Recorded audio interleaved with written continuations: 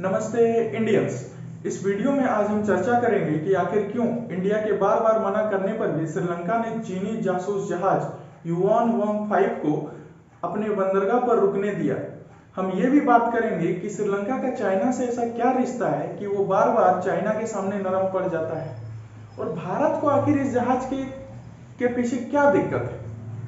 इन सभी न्यूज के पीछे का लॉजिक समझेंगे और वीडियो के अंत में हम सर्विलांस शिप यानी निगरानी जहाज के बारे में कुछ साइंटिफिक फैक्ट्स के बारे में भी बात करेंगे।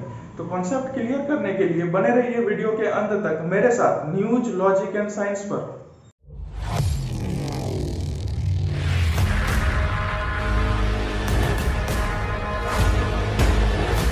तो साथियों, चाइना एशिया महाद्वीप में स्थित एक ऐसा देश है जिसका जल सीमा काफी बड़ा है, और आक्रामक देश होने के कारण चाइना अपने आसपास स्थित प्रशांत महासागर को अपना बपौती समझता है। बपौती समझने के कारण यह अपने जल क्षेत्र की लगातार निगरानी भी करता है। इसके लिए चाइना ने युआन वांग श्रेणी की 6 जहाजों को विकसित किया है।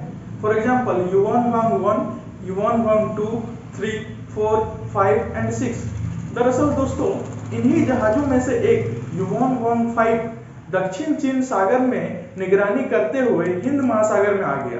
बताते चले कि समुद्री जहाज काफी लंबा सफर तय करते हैं, और नेवल शिप्स यानी सैन्य जहाज तो महासागरों में 6 महीने, 8 महीने, कभी कभी साल भर तक का सफर तय करते हैं। तो जब ये युआन वांग 5 हिंद महासागर में आया तो इसने श्रीलंका स्थित हम्बनटोटा बंदरगाह पर रिफ्यूलिंग कराने, सर्विसिंग कराने एवं जरूरी सामानों को फिर से भरने के लिए श्रीलंकन गवर्नमेंट से संपर्क किया।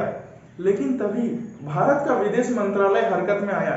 चूंकि युआन वांग 5 एक सर्विलांस शिप यानी निगरानी जहाज है, और इसकी क्षमता का अंदाजा आप इसी बात से लगा सकते हैं कि इसकी सर्विलांस रेंज 750 किलोमीटर तक है। अर्थात ये जहां पे खड़ा रहेगा उसके आसपास 750 किलोमीटर रेडियस में ये किसी भी डिजिटल इलेक्ट्रॉनिक्स इक्विपमेंट तथा हाईली सिक्योर्ड प्लेसेस और इंफ्रारेड फ्रीक्वेंसीज बेस्ड डेटा की जासूसी कर सकता है। जी हाँ, भारत को इसी बात का डर था कि कहीं ये जहाज भारत के दक्षिण में स्थित तमिलनाडु, केरल और कर्नाटक में स्थित विभिन्न महत्वपूर्ण प्लेसेस की जासूसी न कर ले। अतः भारतीय सरकार ने श्रीलंका को सख्त हिदायत दे दी कि चाहे जो कुछ भी हो, इस जहाज को हम्बनटोटा स्थित बंदरगाह पर रुकने नहीं देना है, नहीं तो ये भारत की जासूसी कर सकता है। दोस्तों, हमारा श्रीलंका के साथ दोस्ती भी बहुत बढ़िया है, तो हमने जैसा सोचा था हुआ भी ठीक वैसा ही। श्रीलंका ने तुरंत मना कर दिया।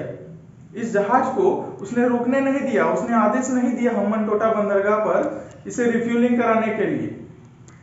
ये बात थी दरअसल 8 अगस्त 2022 की। पर जब हम अपना स्वतंत्रता दिवस यानी इंडिपेंडेंस डे मना रहे थे, तभी खबर आई कि चाइना के जहाज ने हम्बनटोटा स्थित बंदरगाह में 16 अगस्त से लेकर 22 अगस्त तक का स्लॉट बुक करा लिया है अपने रिफ्यूलिंग कराने के लिए। तभी एक बार फिर भारत का विदेश मंत्रालय हरकत में आया और श्रीलंकन गवर्नमेंट से संपर्क किया।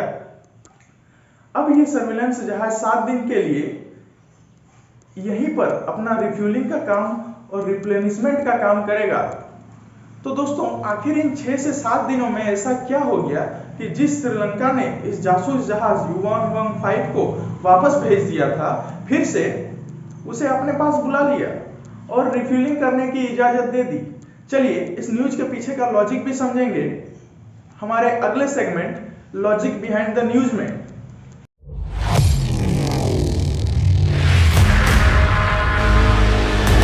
देखिए दोस्तों, लॉजिक नंबर 1, चाइना ने श्रीलंका को पहले ही अपने डेब्ट ट्रैप यानी कर्ज जाल में फंसाकर हम्बनटोटा बंदरगाह को 2017 में 99 साल की लीज पर ले लिया है। अभी अगले 99 वर्ष तक यानी 2017 के बाद जो भी 99 वर्ष है उस तक हम्बनटोटा स्थित जो बंदरगाह है वो चाइना के अंदर चला गया है। और आप जैसा कि जानते हैं कि श्रीलंका का विदेशी कर्ज लगभग $51 बिलियन तक पहुंच गया है, और चाइना ने ही उसे $3.2 बिलियन दिया है। तो श्रीलंका के लिए डायरेक्टली चाइना को उसके जहाज को अपने ही बंदरगाह पर रुकने न देना कोई आसान बात नहीं है।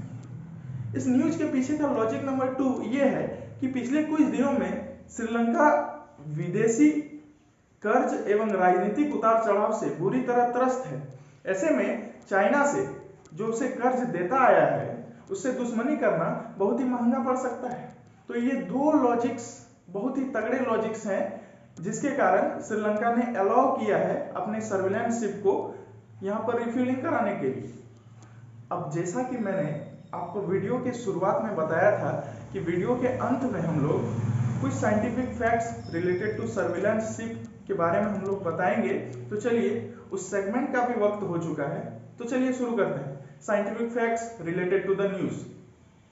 दोस्तों, सर्विलांस शिप जो होते हैं इन्हें जनरली अपने हाइड्रोलिक बाउंड्री यानी जल सीमा के अंदर अगर कोई दुश्मन घुस जाते हैं तो उसकी जासूसी के लिए बनाया जाता है और उसके बारे में जानकारी इकट्ठा करने के लिए इसे डिजाइन किया जाता है। ये शिप्स अपने तगड़े रडार सिस्टम की बदौलत हॉरिजॉन्टल डेटा को प्रोसेस कर सैटेलाइट द्वारा इकट्ठा किए गए वर्टिकल डेटा के साथ मिक्स करके दुश्मन के बारे में जो इंफॉर्मेशन है उसको क्रिस्टल क्लियर बना देते हैं। तो जैसे ही दुश्मन के बारे में हमें क्रिस्टल क्लियर इंफॉर्मेशन पता चल जाती है, हम दुश्मन पर डायरेक्टली अटैक कर सकते हैं। और तो और ये सर्विलांस शिप यानी निगरानी जहाज जो है बैलिस्टिक मिसाइल्स को भी ट्रैक कर सकती है। उसे ट्रैक करके टारगेट करके उसे मिसाइल द्वारा नष्ट भी कर सकती है। इंडिया में ऐसे ही एक कैटेगरी का एक सर्विलांस शिप यानी निगरानी जहाज बनाया गया है जिसे INS ध्रुव कहते हैं और INS ध्रुव को सितंबर 2021 में कमीशन कर भी दिया गया है। INS ध्रुव एक ऐसा सर्विलांस शिप है जिसे हिंदुस्तान शिपयार्ड लिमिटेड द्वारा बनाया गया है और इसकी कीमत आपको जानकर यकीन नहीं होगा कि 1500 करोड़ रुपए में, मात्र 1500 करोड़ रुपए में बना दी गई है। जनरली ऐसे जहाज की कीमत बहुत अधिक होती है, लेकिन भारतीय तकनीक के द्वारा इसे मात्र 1500 करोड़ में बना दिया गया है। इसे इंडियन नेवी में सितंबर 2021 में अभी कमीशन भी कर दिया गया है। अभी जनरली ये सर्विसिंग स्टेज में है।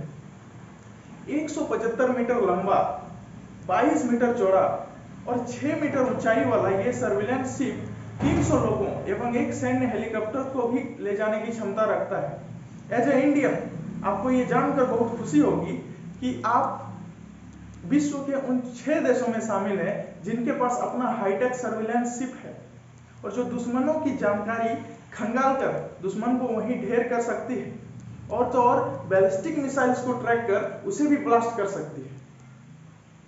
धन्यवाद। आज के इस वीडियो में इतना ही, और वीडियो को बड़े ही इत्मीनान के साथ देखने के लिए आपका बहुत बहुत धन्यवाद। तहे दिल से आपका शुक्रिया।